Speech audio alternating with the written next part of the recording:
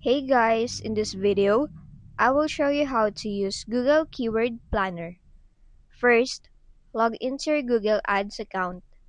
On the left panel, go to Tools and Settings. Then, under Planning, select Keyword Planner.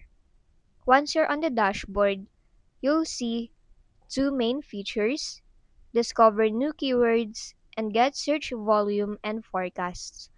Click on Discover New Keywords. Now, type in the keyword you want to search, then click Get Results. Through this option, you can find new keyword ideas, see average monthly searches, check competition levels, and identify suggested bids for ads.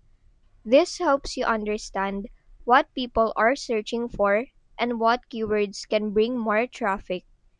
You can also change the date range, language, and location so that your keyword results match your target market or the specific audience you want to reach.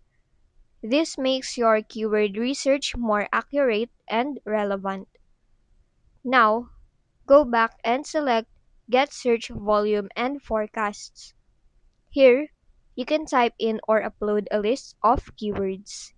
Through this feature, you can see how many searches your keywords get, as well as forecasted clicks, impressions, costs, and CPC if you were to run ads.